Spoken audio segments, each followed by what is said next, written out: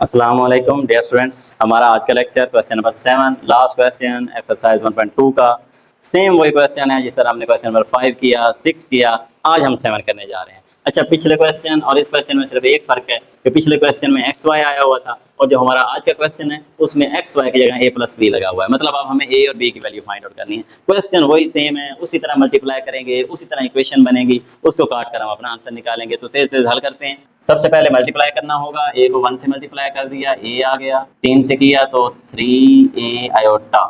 उसके बाद बी को 1 से किया तो बी एक बी और आयोटा साथ वैसे ही। बी को 3 से किया, गिनती पहले लिखते हैं 3b आयोटा का स्क्वायर।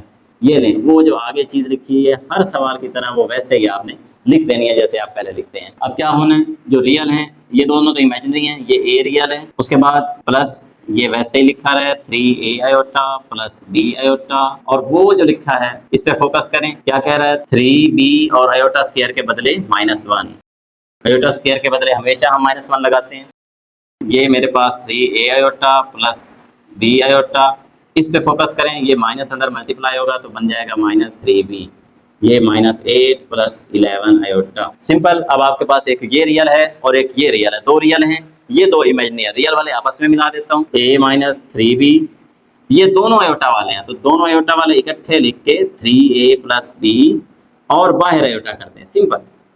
दोनों को इकट्ठा लिखा और एक ही बार बाहर आयोटा कर दिया कि दोनों आयोटा वाले हैं। और इस तरफ आपके पास है -8 प्लस का 11 आयोटा। जस्ट आपने क्या करना है, कंपैरिजन करना है जैसे पहले लिखा था, by comparing real and imaginary parts. यानी इस तरह के सवाल में हमेशा मवाजना होता है, ये रियल इस रियल के बराबर होगा और ये इमेजिनरी इस इमेजिनरी के बराबर होगा। ये बात याद रखनी है। ये देखें, a minus 3b is equal to -8। आसान है ये। उसके बाद ये 3a plus b is equal to 11। देखे ना, ये 11 है आयोटा वाला और उधर भी आयोटा वाला। अब मजे की बात ये है कि पिछले क्वेश्चन में बड़ा आसान था। पिछले क्वेश्चन में बाय द वे एक सेम आ गया था, लेकिन इधर ना a इक्वल आया ना b इक्वल आया। तो आप एक काम करें, आप ये जो नीचे वाली इक्वेशन है ना, अगर वहां -3b है तो यहाँ भी -3b बना लें, प्लस का 3b बना लें ताकि ये कट जाए। यहाँ प्लस का 3 बनाने के लिए आपको इस पूरी मसवात को 3 से ज़रब देना होगी। पूरी को 3 से ज़रब देते हैं और ऊपर वाली में जमा कर देते हैं।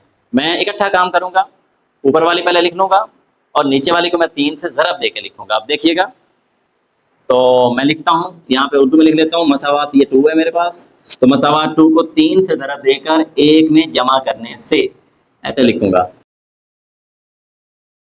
फिर सोच लें, मसावात 2 इसको 3 से ज़रब होगा, जैसे ही 3 से मल्टीप्लाई होगा उसको 1 में क्या कर दिया जाएगा, ऐड कर दिया जाएगा। अब कैसे, पहले मैं उसी को लिखता हूँ a minus 3b is equal to -8।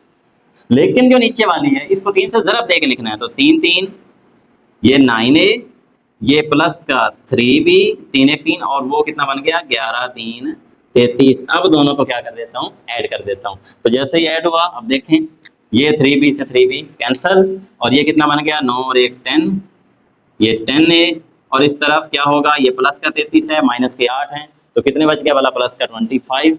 हाँ, यहाँ से अगर आपने a की वैल्यू निकालनी है तो 25/10, यानी कि एक आंसर आ गया 5 5 25 5 2 10। एक जवाब आपने निकाल लिया। जब एक आ जाए तो दूसरा तो आपको पता है बहुत आसान होता है। जस्ट आपने a की वैल्यू यहाँ पे इक्वेशन नंबर 2 में दर्ज कर दें, जिसमें आपका दिल करता है। आपका 1 में दिल करता है तो आप 1 में दर्ज कर दें, कोई प्रॉब्लम नहीं होता इससे। मैं a की वैल्यू इक्वेशन नंबर 2 में दर्ज करता हूँ क्योंकि यहाँ से b अकेला है। तो आप यहाँ लिखें a की कीमत मसावात 2 में दर्ज करने से।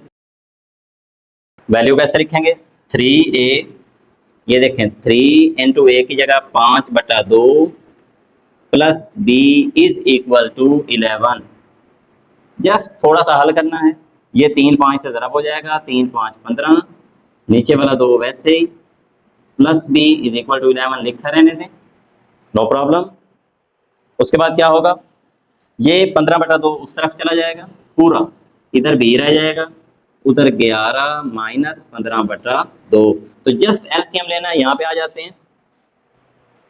क्या करेंगे, b is equal to 11 minus 15/2, यहाँ लिखते हैं b is equal to 11 minus 15/2। ये हमारे पास एलसीएम लेना पड़ गया क्योंकि ये बटे वाली रकम है। तो जस्ट क्या होगा, 2 और 1 का एलसीएम 2 आएगा, 1 2 और 11 2 22। ये तो सिंपल बात है, आपको आती है। 2 से 2 कट गया और ऊपर कितना रह गया 15। तो 22 में से 15 चले गया तो बाकी कितने बच गए 7/2। ये नहीं, आपने बी का आंसर फाइंड आउट कर लिया है। दिस इम्प्लाई आपका जो ए का जवाब आया था वो कितना आया था, वो यहाँ पे आया था 5/2। एंड जो आपने बी का आंसर अभी निकाला है वो है 7/2। तो यही आपसे रिक्वायर था कि ए और बी की वैल्यू फाइंड आउट करें। इसके साथ ही हमारी एक्सरसाइज 1.2 अपने अख्ताम को पहुंची। इस एक्सरसाइज के अंदर बड़े इंपॉर्टेंट शॉर्ट क्वेश्चन थे जो शुरू वाले थे, और उसके बाद लॉन्ग भी बहुत ज़बरदस्त क्वेश्चन है, यानी यहाँ से लॉन्ग क्वेश्चन आ सकता है पेपर में। हमने फर्स्ट यूनिट है इसको लॉन्ग के लिहाज से करना है, इसलिए इन क्वेश्चनों को आपने अच्छी तरह तैयार कर लेना है। इंशाल्लाह नेक्स्ट लेक्चर में नेक्स्ट एक्सरसाइज के साथ मिलते हैं। अल्लाह हाफिज़, थैंक यू।